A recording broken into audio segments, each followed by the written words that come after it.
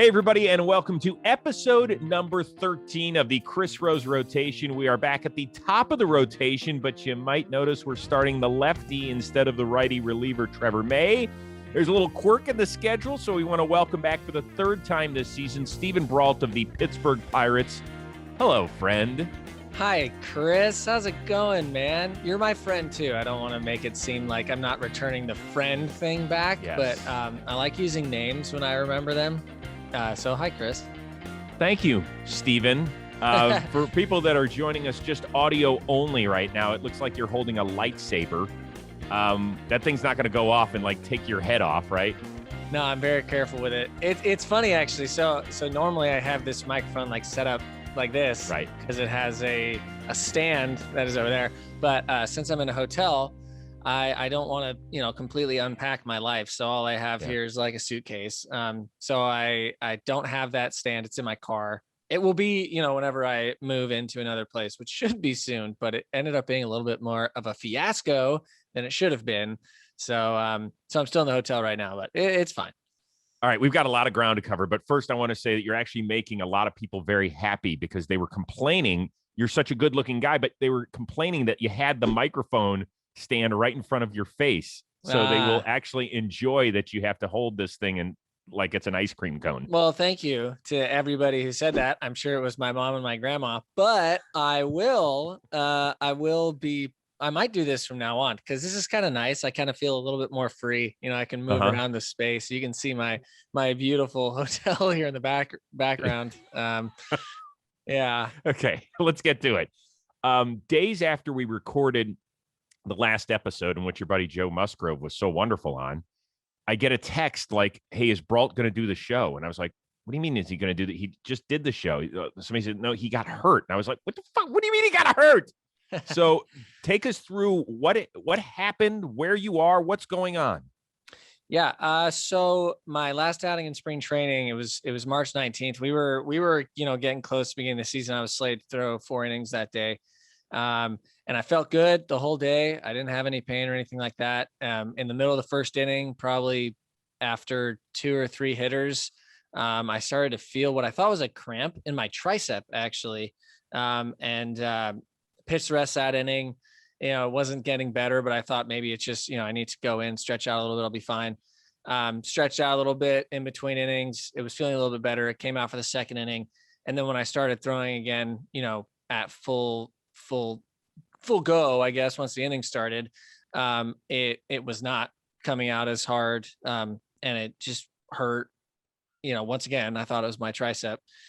So after that second inning, I told Shelty that I couldn't go back out there, and we went and got looked at. At first, thought it was just kind of a small, little agitation or something like that. After we did the actual looks, looked at MRI the next day, it turns out it was worse than we thought, obviously, which is why I'm out for a while, but on the 60-day. So I ended up getting a strain in my lat, right where your lat and your tricep are not, sort of connect. So it's like a muscle tendon connection. Basically, they're like fingers that overlap, and mine were frayed like this. So there's not really any surgery to be done. You just got to wait for them to come back together. But these last few weeks, I've been doing a lot more work than I thought I was going to do. I've been working out every day. I've been able to use my upper body and stuff. I'm not throwing yet, but definitely recovering well. So I feel good. And now it's just kind of work back up to everything and start throwing here soon and get back. But I am in Bradenton at our spring training site, and it's minor league spring training now. So there's a lot of people here. But it's been great, as good as it can be. Obviously, I want to be up there playing baseball, but it's kind of I'm in Florida. It's nice and hot. I sit by the pool in the middle of the day. I'm at the field a few hours of the day. There's a lot of free time, obviously, but so, you're bored to tears. Yeah. I'm super bored. I sit by the pool. I've gone to the beach. I'll play video games. I watch a lot of baseball, basically whenever it's on. I have it on my laptop on the MLB, just constantly, whatever game is currently playing. And watch movies, watch shows. There's being stuck in a hotel is not ideal because I can't like set up my whole life. So I'm trying to get into a condo, which I should soon, and that'll hopefully open things up a little bit, but for now, this is where we're at. So, okay, this is weird because I don't think most people, I don't have a clue. I've covered the sport for 30 years and I have no idea. Who pays for all this stuff? Do you have to pay for this? Does the team because you're injured? What's going on? So I think each team does it differently. The Pirates are cool. They'll pay for a hotel basically for the whole time that you're injured. Mm-hmm. And if you decide to go live somewhere else, then they'll give you, like a stipend basically based on how much getting the hotel would cost for them, kind of thing. Got it. So yeah, I mean, they cover this. I had to get my place in Pittsburgh because I had a place ready in Pittsburgh, obviously, for me to go up there. And because I wasn't going to go up there, I sent a very apologetic message like, look, I really want to live in this place and I don't want to lose it. So like, is there any way we could make anything better? And they were awesome and they worked with me and managed to cut down the cost of when I'm not there. So that's nice. Yeah, it was really nice. It was super awesome. So I'm thankful for that. But okay. it is weird because a lot of that, like, I didn't know either. So like, I'm trying to figure out all of this as well as everything's going on. Is like, wait, where do I live? I have to move out of my house. I don't have another place set up yet. It's been a lot of stuff but I'm still not totally settled yet, but it's working out. I'm making the best of it. I know, I get it. And I love your attitude. I talked to you a couple times on the phone and yeah, I mean, you're Steven Brault. So it's not like you're down in the dumps. You're like, okay, it sucks, but I'm doing the best I can. You probably haven't even played your piano in weeks. No, see, that's the biggest problem is I was doing really good of playing it every day because I'm trying to get better. And now it's probably been about a week since I've played it.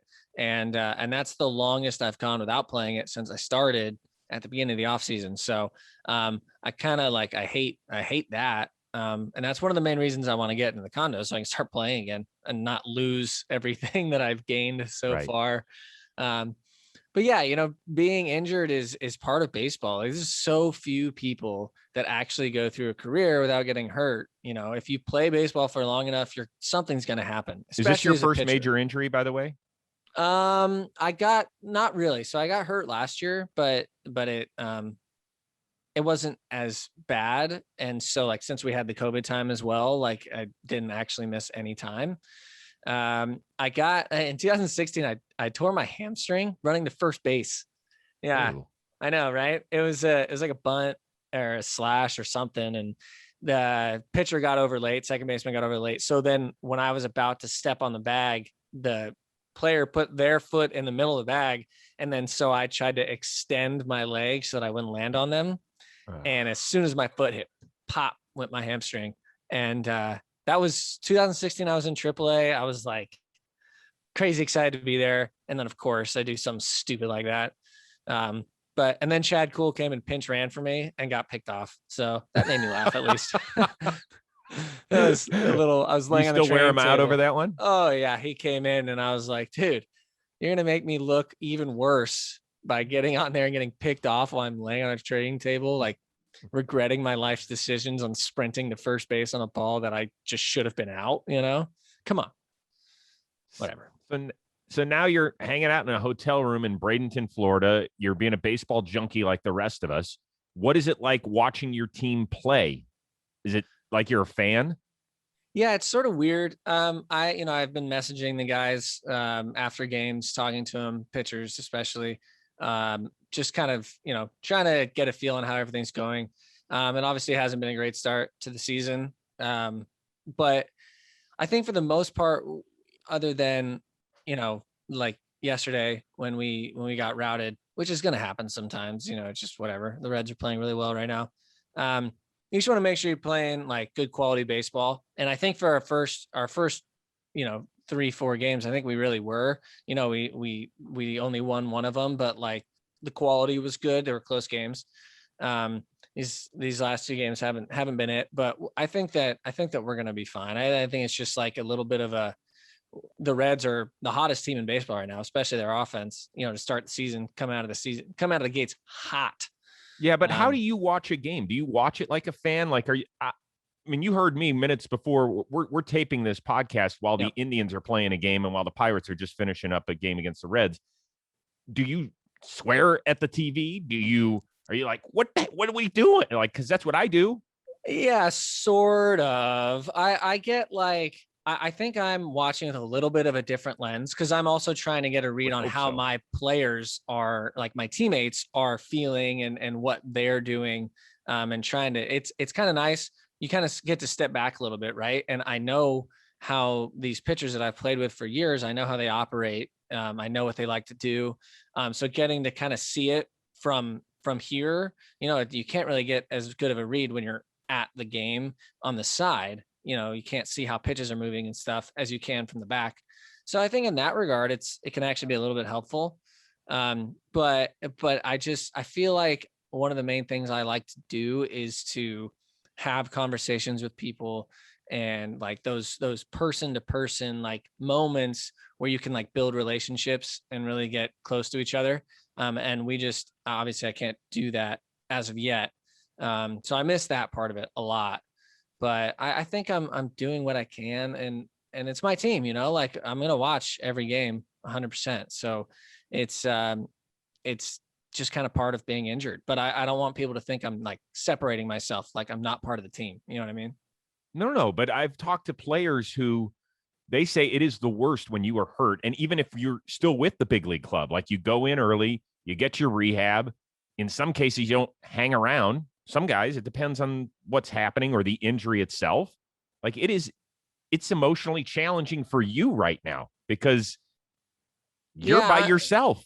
Yeah, it's true. But like one of the main things that people don't realize, especially right now, COVID, is that like when you're hurt, if you're around the team, you just kind of in the way, you're going to be taking up trainers' time who need to get guys ready for the game. Mm-hmm. You're taking up training table space, which sounds funny, but like, especially on the road, there's usually only 2, maybe 3 training tables. So it's not like there's a bunch of space where you're able to, I mean, you're legitimately in the way. And so like you said, the only thing you can do is get there way early and get everything done. But really all you're doing is you're just going and then you see people a little bit.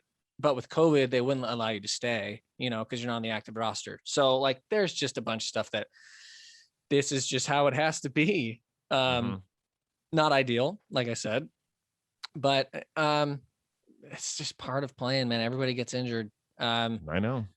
That's like, I say this all the time, but John Lester pitching over, 30 starts in 10 consecutive seasons. It's just absolutely bananas. Like people don't do that. That's crazy. It's crazy to not get hurt for that long. So he's like this crazy outlier, you don't see most people go through something like what I'm going through at some point in their career. Real quickly, in a blowout loss, sometimes you got to throw position players out there, and Phillip Evans hits a home run, provides you guys with the only run, and then he goes out and pitched a scoreless 8th inning as well. Yeah. Were you like cheering at the top of your lungs? Yeah, dude. So I love Phil. He's awesome. And I know as a position player, it's funny because they always like position players always talk like, oh, I'm going to pitch an inning. And then they'll like throw little pitches, and I know Phil 100%. Phil is probably in love with a 2-seamer because that's what I think he was throwing, little 77 mile an hour 2-seamers, a little bit of movement. And like we always say when it happens that way, it's just like, oh, it's just that easy, guys. Just throw it 78 miles an hour right down the middle and they just get themselves out, right? It's that simple. It's not that simple. It's very difficult, but good for Phil. I'm happy for him. And I mean, I feel like position player pitching always goes one of 2 ways. It's always either 1, 2, 3, or it's homer, double, homer. You know what I mean? Or it's just like, oh, this did not speed up things like we wanted to. But yeah, no, I love that. What a game. Homer and a scoreless inning. Good for him. Yeah. By the way, David Ross, the Cubs skipper, his first career homer came off of Mark Grace. Oh, that's tough, man. Right. That's like tough. You can't even really celebrate it the way you want to. Gracie's out there doing his whole like Mike Fetters thing where he used to do the head twist and everything, and then gave up a bomb to Rossi. Well, that's like if you're a pitcher and your first career strikeout is against a pitcher, that sucks. Oh, that's a bummer. Yeah. That didn't happen to you, right? No. I had oh my gosh, I always forget his name. That I shouldn't forget his name. He's a shortstop for the Cardinals. Oh my gosh. Johnny Peralta. Johnny Johnny Jhonny. Yeah. Yes. Jhonny Peralta, Jhonny. as I called him. Yeah. Yep. So that was a pretty good one. Yeah, it's a pretty good one. It was a slider that was. I was going to say it was a slider. I knew it. It was a 3-2 slider that was questionably maybe down. I got the call, so I'll take it. Yeah. And we were like, fuck, I made it, dude. I'm in the book. I'm in the book. Dude, I only got out of my first inning scoreless because Matt Holliday hit a ball about 8,000 miles an hour directly to the first baseman who caught it and stepped on first for a double play. And I was like, yes, baseball is awesome. And then I kept pitching in the big leagues and I was like, baseball sucks. And it's a constant back and forth battle since then. That's beautiful. We got much more coming your way with Steven Brault as we talk about Nick Castellanos and bat flipping. Plus, he'll turn in his homework assignment. We had to call a little audible on that. And don't forget, we're going to spin the wheel of moderately interesting things. It's all coming your way right after this.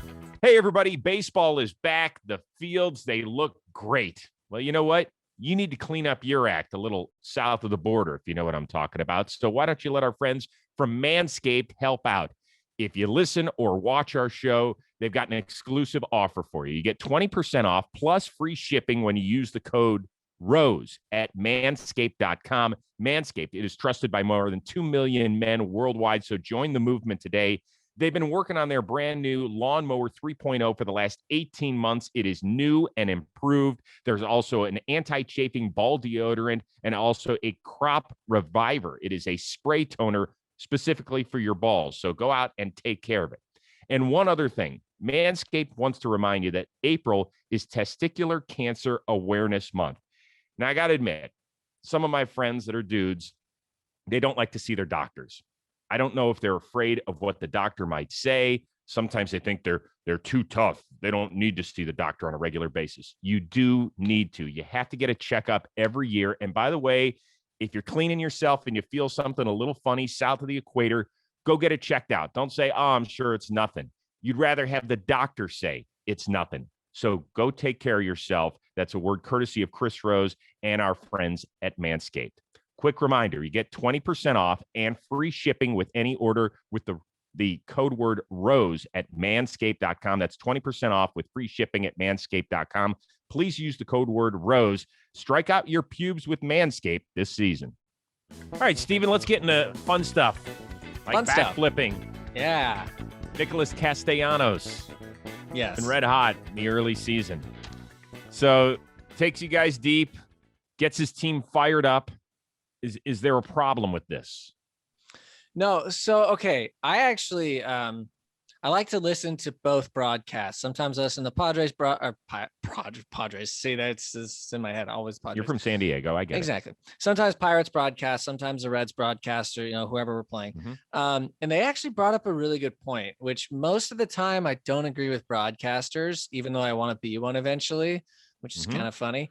But they brought up the point that he's celebrating towards his team. So he's not looking at Sam Howard, our pitcher, and showing up Sam. He's looking back at his team and hyping up his team and getting everybody excited. It was a big moment in the game. It was a go-ahead home run. Like, it's a cool moment. And there's no intention of showing up the other team there. There's just genuine, pure excitement aimed at your team to also get them excited. And I have absolutely no problem with that. I really, really don't. And I don't think anybody should, because if you do, that means that you're just staring at him, looking for something to get mad at. You know what I mean? Where it's like, you're clearly in the fault, in some kind of fault here too. That's the way I look at it. So I'm in on it. Good for him. Obviously it sucks and I'm pissed that it was against us. But at the same time, like, just talking about the celebration itself, I'm cool with it. What do you think? Well, I love it. Okay. I love personality in the game. And to me, that's part of it. I think this game is the toughest one of all the major sports to play. Oh, yeah. It is so difficult, right? But so when you see Castellanos do this on opening day, is there a difference? When he was skipping down the line against the St. Louis Cardinals, he still did look into his own dugout, but it was a little more of a hop, skip, and a jump against Jack Flaherty. Is there a difference there? I mean, that looks different, right? I mean, there's like the initial Sammy Sosa did the sideways bunny hopping, hop. right? And I don't know. Once again, it's excitement. It's not showing up the other team. I'm not looking at the other guy, yelling at him, saying, "You suck. I'm better than you." There's frustration there. I get it. Everybody's fired up. Everybody's heated. I don't think they hit him on purpose. I really don't. But like, I don't know. It's just kind of something that comes along with the game, I guess, and he gets upset. You really don't think they plunked him, huh? I don't know. I don't think so. It seems like they wouldn't have to, like there's no reason to. And to me, if Castellanos is getting hit there and getting mad about it the way he did, he's expecting it, right? So he was thinking, oh, I might get hit when I go up to the plate next time. That's the only reason he's mad about it. So does he think he did something too much or wrong, right? Or so now we're all looking at whose fault is this? Who did this? And so if they hit him on accident, but he's looking to get hit because he thinks, oh, they're going to hit me because they're mad that I did something exciting or whatever. So I don't know. It's just like a circle. Everybody's looking at everybody. That's what else. it is. It is a vicious circle. And I want to circle back to your question to me.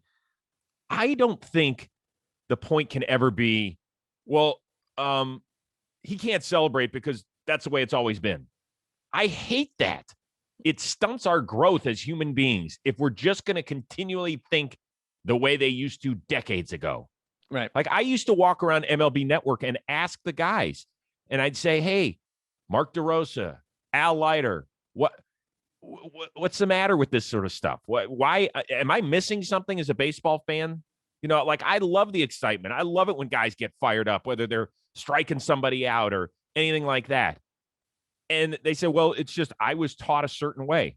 Okay, you can be taught a certain way, but by the way, you're a grown adult. You can think any way you want, right? Yeah, exactly. And like, there's two things about this play that's being shown right now that I want to talk about. One, talk about hitting Castellanos on purpose, and the reason I don't think he did. Did you see where that curveball went?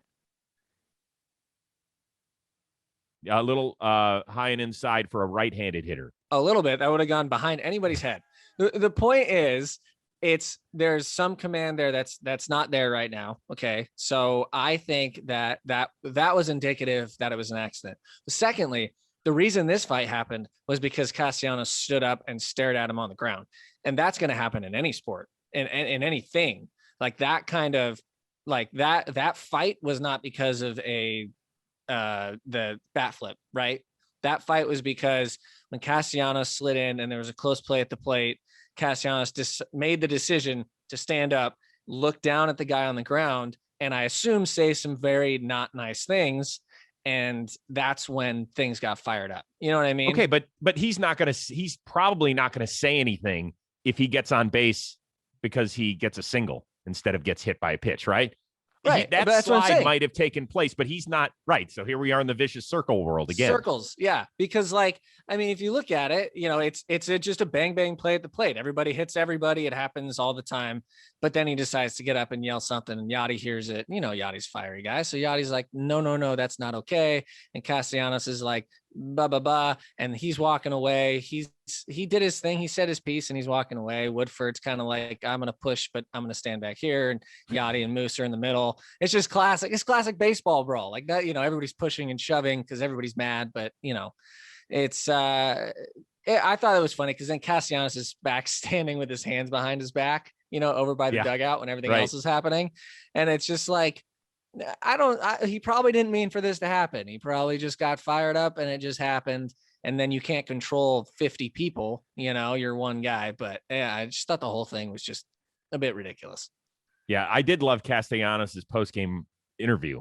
Yeah, where he exactly. said, listen, Yachty, by the way, could probably punch me in the face and I would still ask for an autographed jersey afterward. I thought that was funny. Yeah, I love that. Was very funny because it's true too. Like that's the thing is that it's part of baseball is emotionally you get fired up because it's a game of failure. So when you succeed, you get really excited. Okay. One thing. Second thing is that when you have like a fight like that happen, most of the time it's because multiple things happen. You know what I mean? It's never just like a guy gets hit and now we're brawling. It's like home run, guy gets hit, slide into home, bark at him. Now we're fighting. You know what I mean? It's like a process, but there's just people get fired up. And then afterwards you're like, oof, that was probably a bit much. Still love you, Yachty. You know, you're still one of my favorite players because he's such a cool player. It's just like, so you get emotional, you get fired up. Have you ever had a guy yell at you from home plate? Yeah, I'm sure. And I've yelled at people from the pitcher's mound too. Who'd you yell at? I remember I yelled at, this is so funny because Astudillo is such a nice guy. Williams Astudillo. Oh yeah, of course. So the Twins? Yeah. So when he was in the minor leagues, we were playing and he came up he was their 4-hitter. Okay. He never struck out. He was hitting like 370 because he was so good. And I came up to the plate and nobody on base, two outs. And he tried to drop down a bunt and it like went basically right back to me. Like, and so I was going towards the first base dugout and he was there. And I was like, are you kidding me? Like, I don't know. I probably threw in some F-bombs too about how lame it is that the 4-hitter came up and tried to lay down a bunt with nobody on. So I was just kind of egging him on about that. I think he just laughed. I think he understood that I was just fired up too. But yeah, he seems like a cool dude. And I hope he doesn't hate me for doing that, but he might. You know, it's really the only interaction we've ever had. So it's not a very positive one. But let's see, other people yelling at me. I mean, because I'll give you this. Last season, you hit Contreras and Rizzo back-to-back at bats. Oh yeah. Like, that's do right. you hear some chirping out of the Cubs dugout? I mean, yeah, yeah, you do. So it's mostly from the dugout. So like, first of all, I've faced Contreras and Rizzo a bunch. They both know I throw inside all the time, right? I mean, it's what I do. Right. And especially with Rizzo being right on the plate, this pitch that I throw him, that I throw that pitch all the time. I'm not trying to go far enough inside to hit him, but he knows and I know that I'm going to throw 2 seamers that I'm trying to get, him to ground out to first base. And I throw it a lot. I've hit him a few times because of that. And I think that's part of the frustration that goes into it, but I would never do it on purpose. It's just part of pitching. He's a really big dude who's standing right on the plate because he wants to take away the outside part of the plate. He believes that if I try to go inside and I miss out over the plate, well, now it's like a perfect pitch, right? Or if I try to go away, he's covering away because he's standing so close to the plate. So in my mind as a pitcher, I'm going to dominate that inside part of the plate or just off the plate, even though you're right there, because I need to in order to get him out. So like, I'm not going to shy away from that pitch. It's his decision to stand that close to the plate. That pitch is one of my best pitches that I'm going to throw. The problem is that, sometimes it kind of, there's a very small margin of error. Exactly. And so like, I understand. I'm sure he was frustrated because like I said, I've hit him a few times, but like, I would never do it on purpose. He's choosing to stand really close to the plate, knowing that I throw there a lot. So that's just part of it. When you are watching a game. Yeah, of course. Yeah, it doesn't tickle. No. It does not feel good. Have you been hit in the big leagues? No. I do everything I can to avoid getting hit. Always have. I am not a strong-willed person. I'm not like, that whole college thing, like stand there, get hit, get us a base runner. I was like, nah, I'm going to move out of the way and get a hit instead because that's terrible. As long as I don't tear my hamstring while trying to extend my stretch at first base. When you're watching a game, can you tell when a pitcher throws at somebody? Well, see, here's the thing is that it's hard to tell because even the pitchers with the best command in the world still hit people every now and then, because every now and then the ball just stays on your finger a little bit longer than it's supposed to, or it flies out a little early, right? I mean, it happens. Nobody's perfect. So this is what I'm talking about. Circles, it's all reading into what's been going on in the game or what happened in games before. Well, that's my point. Like, Yeah. I understand. So you're paying attention to the layering of the game. But could you, as a major league pitcher, let's say a guy's gotten hit earlier, can you tell if the other team's pitcher then throws at somebody or if it literally was a mechanical issue? For the most part, yes. I think that, first of all, if you're ever going like a lefty throwing to a righty, like the way I hit Contreras, like up and in like that, that's because I was trying to go fastball up and in and I just missed. But that pitch is generally how you can tell if it's more intentional or not, because going all the way across the plate is harder than leaving it arm side, if that makes sense. See, but I would have looked at that as an amateur. I would have looked at that pitch to Contreras that we're showing right now on our YouTube channel, and I would have said, assuming I didn't know anything else about what had transpired in the game, I would have said, my God, that looks like he was trying to hit him. Right, exactly. And like, that's the problem with it. But if you look into what's been happening in the game or what's happened in our past, there's absolutely zero reason for me to hit him. I have nothing against Wilson Contreras at all.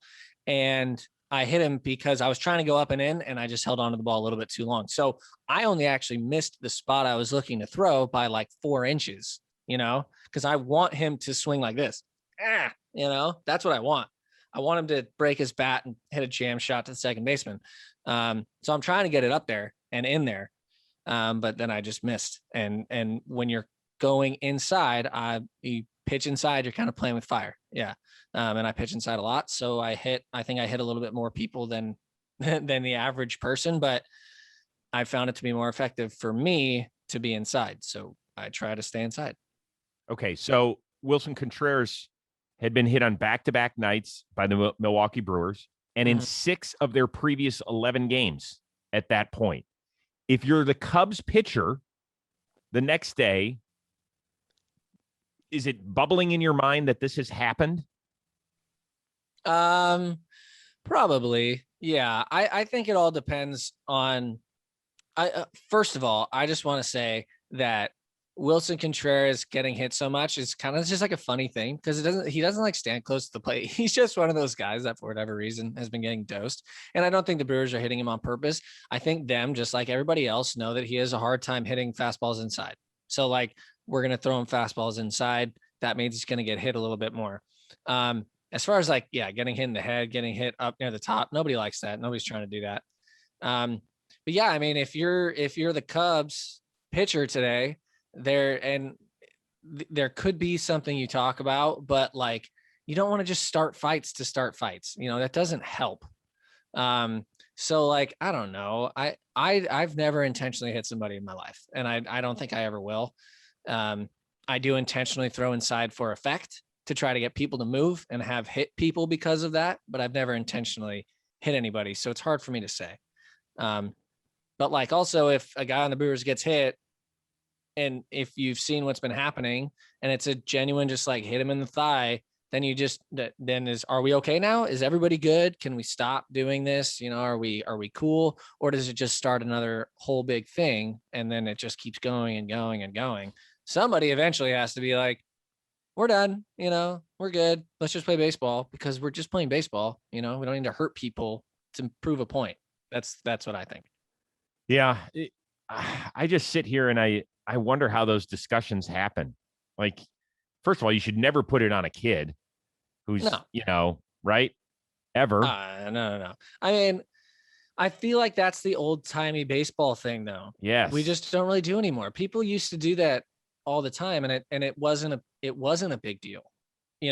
Like, I feel like even when I was in the minor leagues, I remember something happened, and like, one of their players got hit a few times or something like that. And so our leadoff hitter coming out the next inning, this is like when I was in low A. So our leadoff hitter coming out the next inning, like, everybody's like, hey, you're probably going to get hit. So, just do with that what you will. And he went up, first pitch, got hit right in the side of the leg, and then just went to first base. And then everybody was like, cool. So it was on him to make that decision, what to do, and so there's always a decision to be made. It doesn't matter what's happening, who hits who.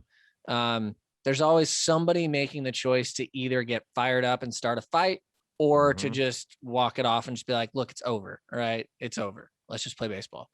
I like to think I'm the let's play baseball guy. Yeah. It's just baseball. Like, what? It's just baseball. Nobody should be trying to hurt anybody. Everybody should be trying to make as much money as they can and play for as long as they can and not have to hurt anybody in the process. Since you've had so much time to watch baseball, did you see the Angels fans throw the inflated and then the real trash can on the field when they were playing the Astros? And if so, did you chuckle? I didn't see it live, but I did chuckle because it's just kind of funny. I mean, like I remember there's been people who've been saying like, yeah, people, it's been 2 years separated from this whole thing. Like nobody's going to really have fans aren't going to react the same way they would have last year. Seems like fans remember and they are not happy about it. I don't understand how somebody managed to get a whole trash can because I assume that's at the top, right?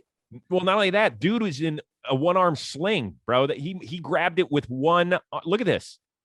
Look, wow, his arm is in a sling, so he dragged that whole. It's not like that thing was just next to his seat. He dragged it all the way down and threw it over the wall. It's commitment to the process of being a jerk. I guess I get it. Fans are frustrated. It's fans are angry and fans hold on to things longer because it's like you feel like these guys stole this from my team, And what do you feel as a guy that's on the same level as them? I hated it. I hate that they did it. I can't believe that we let it get to a point, where people are able to use technology to cheat. I think we've talked about this before. I think part of baseball is cheating, as in stealing signs when you're on second base. First base coach, if the catcher's leaving their leg open too wide and he can get signs and relay them to the hitter, absolutely. Like that's part of it because that's all happening on the field. Gamesmanship. As long as it's happening on the field, go for it. It's not cheating. It's not cheating, in my opinion.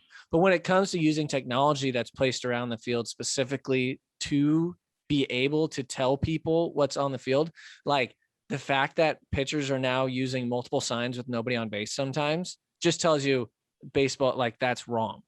There's nobody on base. There's no way for them to find out possibly what pitch is coming, right?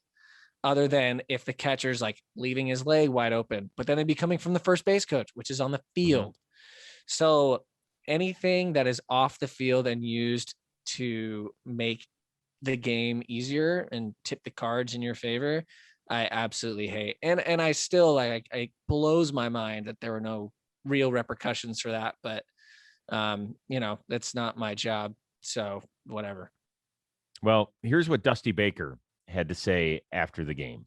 You could tell the amount of hostility and the amount of hatred in the stands, and how many in the stands have never done anything wrong in their life, or we paid the price for it. How many people have not cheated, on the test or whatever at some point in time? I mean, it's easy, if you live in glass houses, but I don't think anybody lives in glass houses, and I think that, sometimes we need to look at ourselves before you, spew hate on somebody else. Like I said, it's a sad, situation for America to me.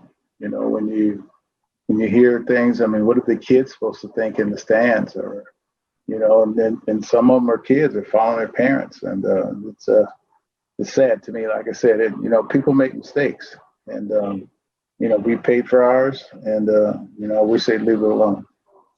Well, first of all, I love Dusty Baker. I met him in a bar after a game in Pittsburgh one time, and he knew who I was, and it completely made my life a million times better. I was like, "Hi, Mr. Baker." He's like, "I know who you are. You're Steven Brault." And I was like, "Oh, that's so cool."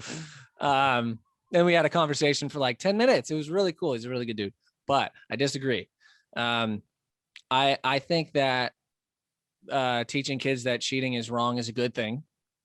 I don't think that the kids should be unaware of what's going on. That was very funny. Thank you. I think that first of all, he used the glass houses phrase backwards. Yeah, he did. He did.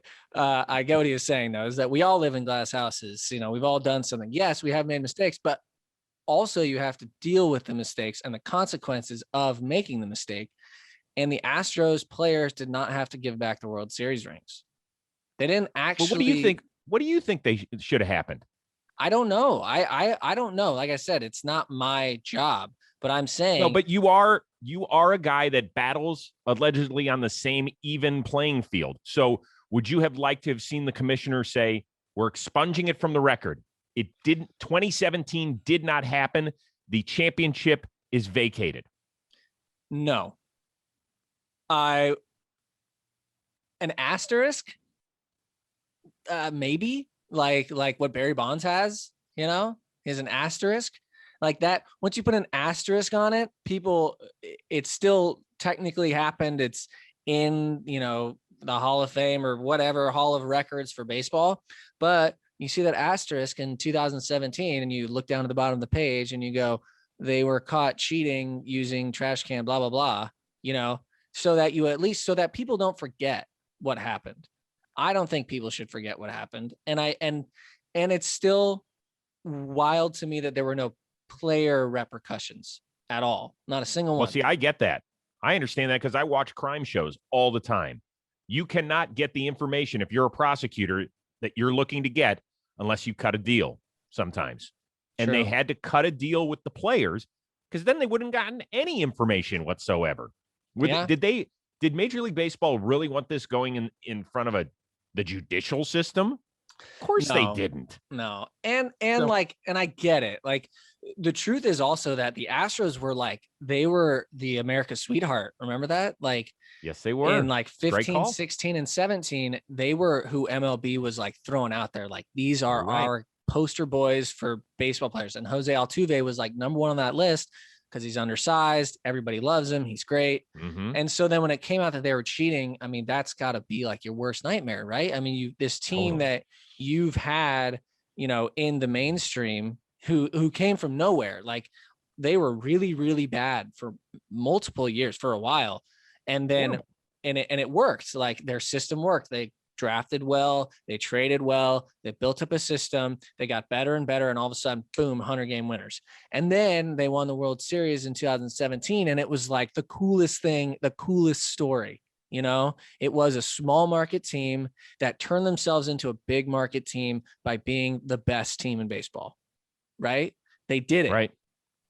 And then we found out they cheated. And it's it breaks your heart, as a baseball fan. If you're just a true baseball fan, it's that sucks.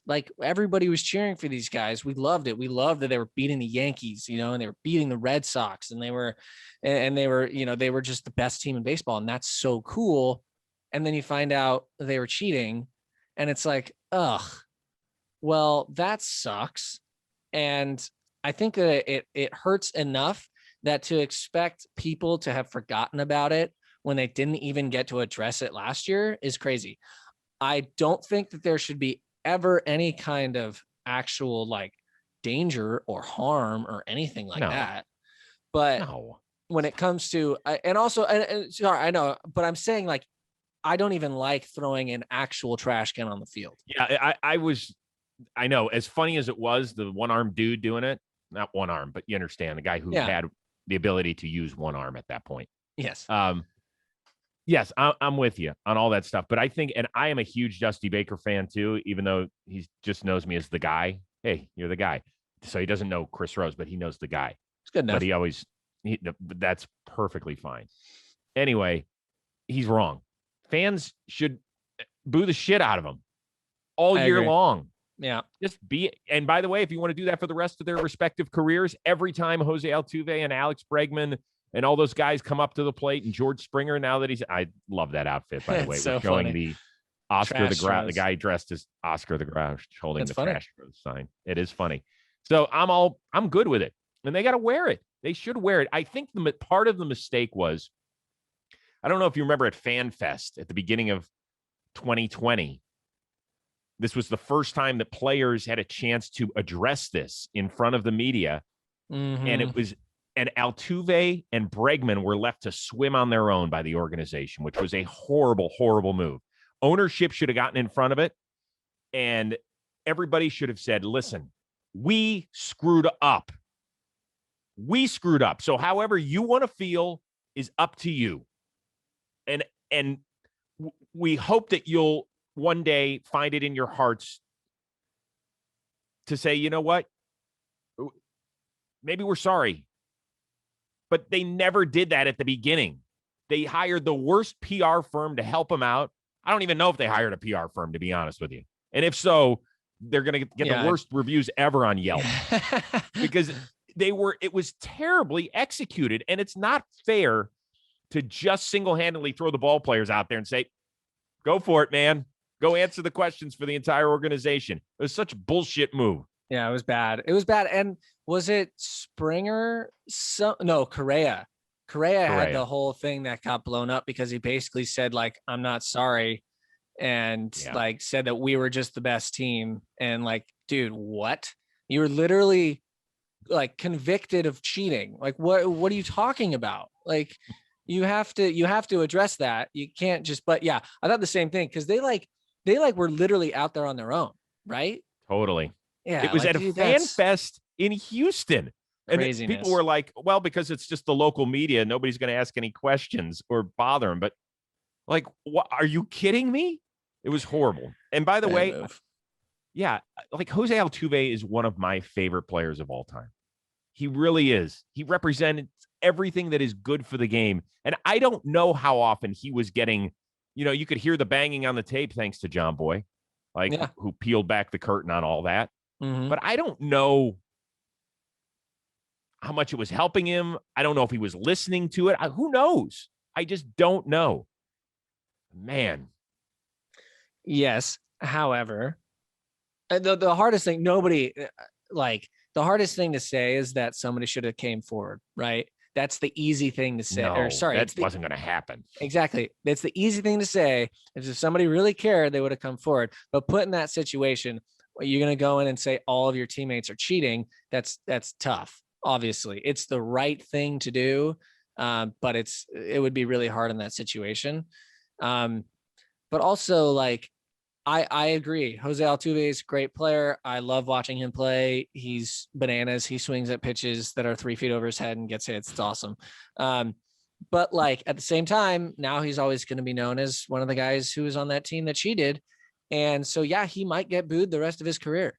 It might be that way, but I think that people aren't going to, like, in the future, look back on this team the way that they look back on, like, Pete Rose gambling and, Barry Bonds, Black cheating. Sox, the Black Sox. Exactly. It's not going to be like that. Won't be that stain. No. Interesting. Well, because did the Black Sox get to keep their World Series? No, they had to forfeit, right? Yeah. So it's not the same. And I think that was probably on purpose. Interesting. Let's move on to something that was really fun to watch, and that was Shohei Ohtani throwing 101 and hitting a ball 115 mile an hour exit velo. As a guy who was a two-way player in college, that was like off the charts. Dude, so sick. And he did it on the first inning. That's so cool. I think that Shohei Ohtani is just such a treasure. I'm so happy that we get to do it. Remember we talked about this earlier though, and I said, what does full go mean? Does that mean he's going to hit for himself when he pitches? And we both said there's no way that's going to happen. It's happening. Sure enough. And I am psyched about it. I am so psyched. Not only was he hitting, he was hitting second, and first pitch, boom, he hits a moonshot. So I love it. I love it. And I feel like that will help him be better, because it's going to keep him on his routine. It's going to keep him feeling good. He's not going to have all these weird off days around all the time. So as long as he can keep his body healthy, I don't actually know. Is he okay after the slide to the ankle? I don't know. They think they think he'll be okay. Yeah. So you're a guy that, how good a hitter were you in college? I know you were great in high school. I hit 370 my freshman year. My bad. I only hit 300 my sophomore year. That was a down year. But I hit 400 my junior year. Was there ever any talk about you being a two-way player? No, not at all. That was before two-way players were even a thought. Nobody thought about that. back when I got drafted in 13. Shohei Ohtani is the one that kind of made this happening, because now it's happening in the minor leagues. People are hitting and pitching now. Some people, obviously not all of them, but like, yeah, McCabe, the high draft pick for Tampa Bay. Yeah. Although he's banged up, I think. Yeah. So but could you have done it? I don't know. I like to think I could have. I did it in summer ball in college, where we play 70 games in 75 days. It's very much like a short season, minor league season in the Northwoods League that I played with. And I did it then, and I did pretty solid. Made the All-Star team as a hitter, not as a pitcher. Really? Yeah. But I don't know. It would be really hard. It would be very taxing for a 162 game season. That's a long time. That's like playing offense and defense in the NFL, in my opinion. Like, it's just got to be hard to stay healthy. I mean, it's 162 games is a ton. Okay. So physically, what is his biggest challenge? Well, he's in the American League, so that is one benefit.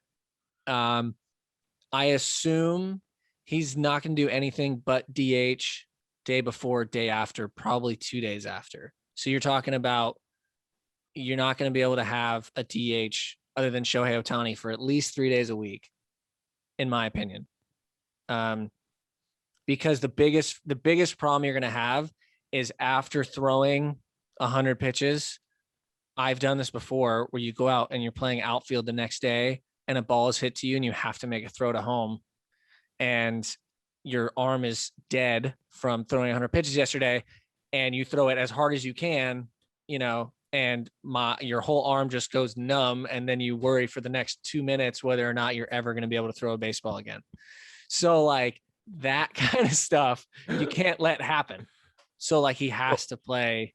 He has to DH. So he's a DH. That's not going to happen. So he doesn't have to throw other than once a week as a pitcher and whatever side work he's doing. So physically, what's the biggest issue? Just wear and tear. That's what it's going to be. It seems like he's in pretty damn good shape. He looks like a superhuman. Right. So I think that he's in about as good of a place he can be. I mean, when it comes down to it, it's just like he's covering pitching. He's covering home plate while he's pitching. He gets slid into, he breaks an ankle, he's out. Right? Because that just happens in baseball. Can he be great at both crafts? Or is there, since he's pitching, is that taking away his prep time as a hitter and studying other teams' pitchers? Or because he's being the DH and he's focusing on that, does that take away from him getting mentally prepared to be a starting pitcher? No, I don't think so. Look, this is one of the big secrets of the game. We're not constantly working when we're at the field, especially pitchers, especially starting pitchers, because you have 4 days, 5 days in between each start, and you're not constantly looking at scouting reports. Otherwise, you just inundate your mind with useless information when only some of it is actually important, right? You're not just constantly staring at hitters and watching video. We do it. Of course, you have to prepare. But if you did it constantly all the time, you would be way overthinking all the time. It wouldn't help. So there is plenty of time to be able to get your hitting in and everything, I think. I also think that there's a lot of hitters who would say they don't need to hit as much. Like, they don't need to hit as much in batting practice. They don't need to hit as much in the cage as they do, but it's just kind of what you do, because otherwise you're just sitting around and everybody thinks you're not getting your work in. Right. So I think that he's going to be just fine. He's really, really good. I think what kind of separates him is that it doesn't seem, he's not like a Tatis, where it's like everything looks like he's going 100% all the time. You know what I mean? Where it's effortless looking. It's effortless looking. I'm sure it's not. I'm sure he's obviously, if he's throwing over 100 miles an hour, he's probably throwing the ball as hard as he can, but it doesn't look like that, which makes you think good mechanics, in a safe space. So, I mean, I think he can do it, and he is just really good at both. So it's kind of a crime, or it would be a crime, to not at least try this out for real for one season. Listen, dude, we need this. Our sport needs, in the worst way. Because you're not going to miss. I love watching him hit, because I saw him run as a rookie one time in Cleveland. I was at a game live, It was the first time I had a chance to see him in person. I was like, holy shit, the guy can run. It's like the best kept secret in baseball. It took him like 3 strides to get to first base. I was like, oh my God. Mm-hmm. And then you're not going to, the only thing that bothers me is he walks too many guys. I can't stand watching a pitcher when he's all over the place. So like I root for him to walk like 2 guys a game. He can't be 5 because then you're only going to go 4 2/3, and that drives me up a wall. Yeah, I mean, I think that what he's going through, like what everybody goes through, is his pitches move so much, and people have such a hard time hitting them that, like, how often does he actually throw a splitter for a strike? Like, not very often. The whole point is that it looks like a fastball, looks like a strike, it drops. So hypothetically, if you just stand there and don't swing, is he going to throw 3 strikes before he throws 4 balls? Like that's what you're thinking as a hitter, right? Sometimes, because it's like, if I swing, I might just be helping him out, you know? But once he shows that he can throw all of his pitches in the zone, which I think he's doing a pretty good job. It's just like I said, his pitches move so much. Once he like zeroes it in, which I have no doubt that he's going to do because he's that good. Then you have to start swinging. And once you have to start swinging, that's when you Garrett Cole it and get 300 strikeouts a season. You know, that's when it starts to happen because people know they have to swing against Garrett because he's going to throw all of his pitches for strikes. So you have to swing. Problem is that then you end up swinging at balls. You're a fanboy. I can tell. Oh yeah. I am too. Big fanboy. Yeah, absolutely. You want to spin the wheel of moderately interesting things? I would love to. Okay. Here we go. Mean, you do it, but I'll watch. Okay, you're right. You're such a voyeur. Paper trail. I was gonna say if we First get time we've hit that one. Again, I was gonna. No, you were gonna. I was gonna walk away. Yeah, I'm done. Gonna be over. I'm out. We were just. I'm gonna walk over to the other side of my hotel room in anger. Paper trail. What is the first big ticket item you bought as a major leaguer? Oh, as a major leaguer, my first big ticket item. I bought a truck, but it was not a nice truck. It was a completely run-of-the-mill Chevrolet Colorado. It cost me $31,000 after tax. I put the down payment on it, and I loved it for a few years. I finally bought myself a new car this last year and gave that to my brother. But wow. I needed a car. This is why. Okay, there's a story behind this. I bought the car because I was driving my parents' car through college and through the minor leagues, like driving it out to wherever I was playing, driving spring training, everything. Kiwi colored, like bright green Ford Escape hybrid. Love that car. Okay, it's great. I get home from my first, from that first September where I'd spent the month in the big leagues. I get home, car's gone. I'm like, where's the Kiwi? Is that the Kiwi Hybe is what we called it. And where's the Kiwi? And my mom was like, we gave it to Jack, who lives in Washington. So I'm like, you just gave it to my brother who lives in Washington without telling me. She's like, yeah, well, we figured you could buy your own car now. I was like, dang it. So it wasn't really a choice. It was kind of forced on me. But that was my first big ticket item. And it's really the only other second item that I have is my new car. I haven't bought anything else. And I don't buy much stuff. I bought this microphone. It's a few $100. Yeah. Okay. It's tax deductible based on the work that you're doing. Since you're an aspiring sportscaster, you're doing great. I'll make sure to send that over to what do they call it? TurboTax. Okay, do you do your own taxes? No, God, no. We have to do taxes in like 15 different states. Oh, you're right. Oh, yeah, that's horrible. That's going to be a good topic one day. Yeah, we just get 15 W-2s and I just send them all to tax people. I want to ask you one thing before we left. Because we had sort of were addressing this when we were talking before. I want to know, because I coach and I have coached kids, anywhere from like 10-year-olds. I will not go any lower than that because at that point, like it's just kids are having fun. It's not really baseball, in my opinion, to like 16, 17-year-olds. That's the oldest I've coached. And I'm just wondering, because parents are the worst. So yes, I'm wondering, as a parent, when your kids were in that age range, what was your, how did you actually feel? Would you actually get upset at umpires? Would you actually get upset at coaches for not playing your kids? I just want to get a feel, because it bothers Great question. Me. Okay. So I have been just a parent in the stands, and I also coached Little League for 7 years. And I know there's a lot of people listening and watching this is saying, Rose, I saw you throw a baseball in intentional talk, and there's no way you could have coached. I was like the supportive person. So AJ Przinsky always called me the team mom. But that's nice. I mean, I'm the guy that sends out the emails, that rallies the kids, gets them fired up, makes sure we're all understanding why we're playing the game, and that you're not going to get a hit every time up. And, why aren't you playing this position? So I'm the emotional support here. That's nice. So yes, that's the role I played.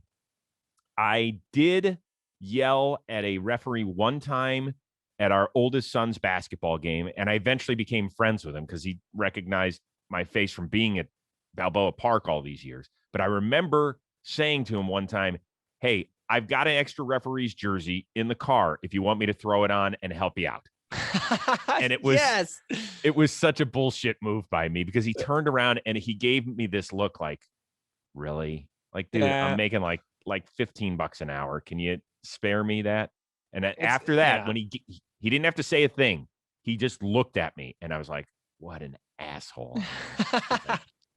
But I never really yelled at the umpires. Occasionally I'd be like, where was that pitch? Just so I could sound cool. Like, I didn't really need to know where the pitch was. Right. Yeah. Well, my dad is awesome, and he still umpires Little League games. So he's been doing it for forever. Great. So my dad and two of his friends have been, they're like the 3 squad for like the big important games a lot of times in the Little League that I played in. And it is so funny. I'll go to watch, and I'll be sitting in the stands, and like my dad, he always tells me this before the game. He gets the coaches together and goes, hey guys, these are 12-year-olds pitching, big strike zone. Tell your kids to swing. Like we're all going to be swinging today, and I'm going to have a big strike zone, just be ready for it.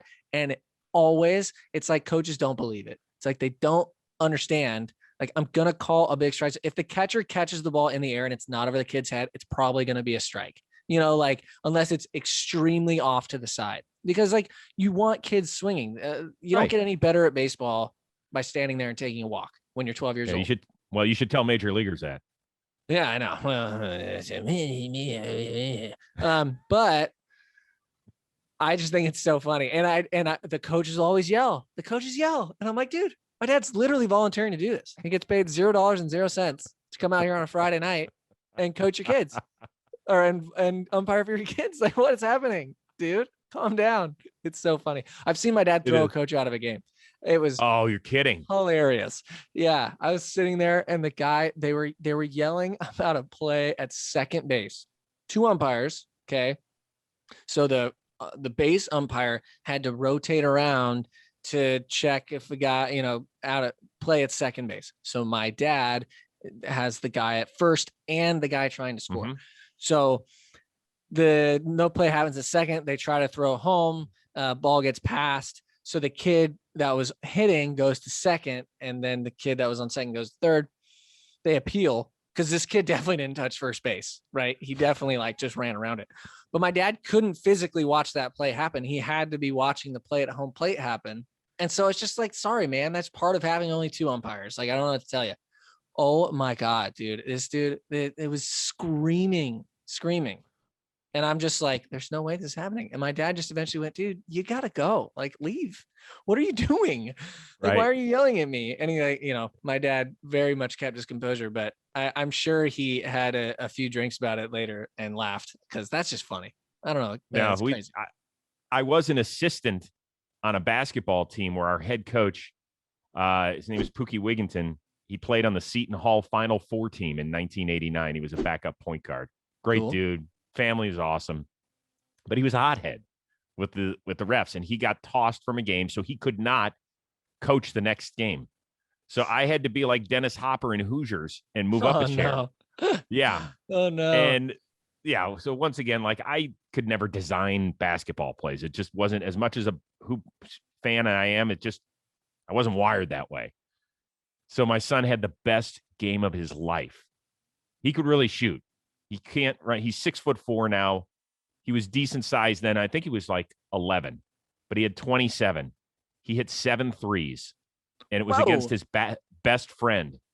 And I told him, I was like, Jack, my son's name is Josh. I was like, Jack, you better D him up better because he is just killing you. I was just talking shit to his 11-year-old best friend the entire game.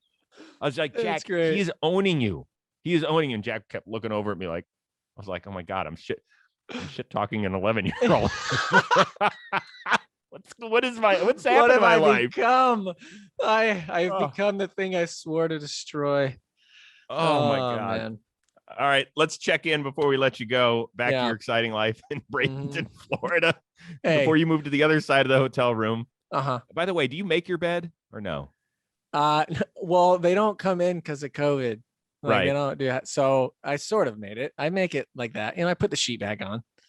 I'm not a two slob. Queens in there? You're a queen guy? Well, not by choice. They were just like, hey, this is the room we have for you. So I walked in, there were 2 beds. So I have like my suitcase on the other bed. It's actually really convenient.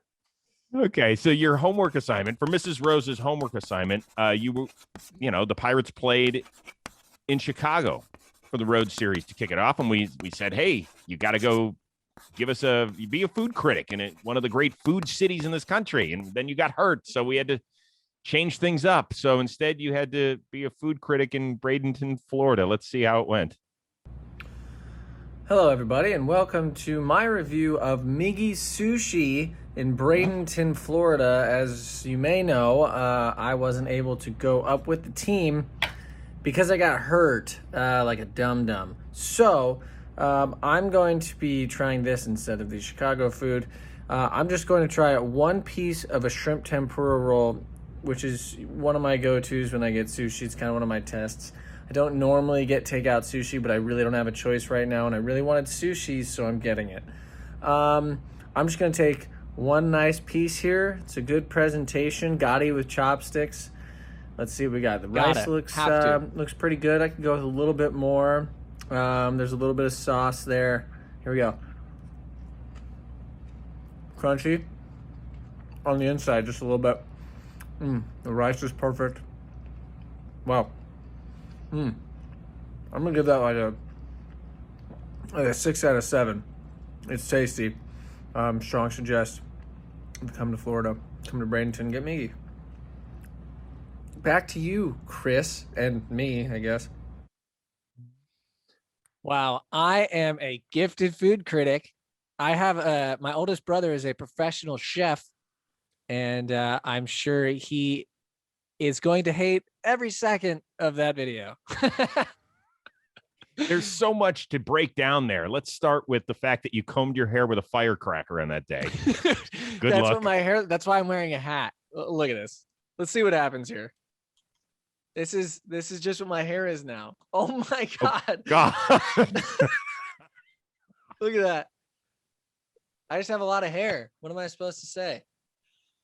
That's what my hair looks like if I don't wear a hat. There's nothing else I can say. I'm sorry. Oh my God. Hair. I can't hear you. Who cares? Okay. The other part of that is you called yourself a dum-dum, so you get major points for that. Yeah. Nobody uses the phrase dum-dum anymore, particularly on a podcast where you could swear. So calling yourself a dum-dum is excellent. I'm a dumbass because I'm cool.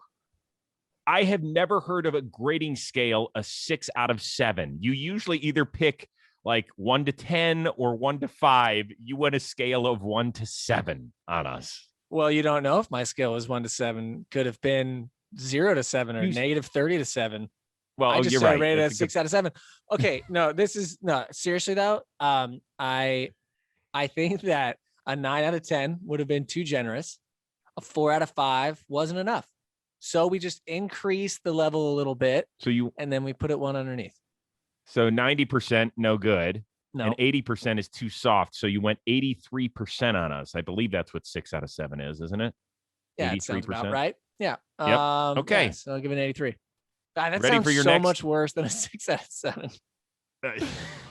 You ready for your homework assignment? It is to find and video the hottest spot in Bradenton, Florida. I'm not talking about temperature degrees, but the hot spot to be at in You're Bradenton. telling me I have to like once again, voyeur, just like we talked about earlier, because I can't go anywhere. So I have to walk and be outside somewhere and video it from the outside. I'm going to get arrested, dude. This is terrible. I'm going to do it, but I want you to know if I get arrested, it's your fault. Hey, listen, then the point is just get healthy as fast as you can so I could start sending you on, interesting stuff in St. Louis and Cincinnati instead of Bradenton. I mean, I kind of like it though. I'm gonna be a weird guy. I'm gonna wear really nondescript clothes and sunglasses at night. Video people on my phone. Can you please wear a Pirates Brault 43 jersey? Yeah, that's a great idea. Well, I promise you, if I was wearing it, nobody would think it was me. They'd be like, "Great call." And they'd be like, "There's no way he's here too." He wouldn't be wearing his jersey. That would be so dumb. Definitely not him. What a dum-dum he would be. He would be such all right, well, I hope that we cured a little bit of your boredom. Yeah, it killed about an hour. I have to do a video interview to move into my condominium complex that I want to move in because what does that mean? They want to make sure that I understand the rules. Do you want us to do it for you right now? Yeah, I let me check to see if I know she texted me. No, never mind. They didn't send it to me. So we can help you out. I'll figure it out. Maybe. If I think that it's honestly I think they're going to be nice. I just know that they've had baseball players in there before who I guess didn't follow the rules. They just don't know that I'm a very strict rule follower. So we'll see. You're the best, man. Get healthy. We'll talk to you in a few weeks. Do we have a ballpark on when you might be up? Like after I'm on the 6th today, so it won't be before the end of May. So okay, sometime after that. All right, we'll see. Just get healthy, and we'll check in with you. And I think you should just do the rotating beds thing. Sleep in one bed one night, other bed the other. Just try it out. I'll think about it. Yeah. Maybe I'll jump from one bed to the other, We want to thank everybody for listening and tuning in to the Chris Rose Rotation here on Jomboy Media. Don't forget to hit the thumbs up and leave a comment if you're checking out our YouTube channel. And also wherever you download your podcast, give us 5 stars, leave a rating as well, and a comment and tell Steven how great he is and that we need him back in the major leagues very, very soon. Thank you.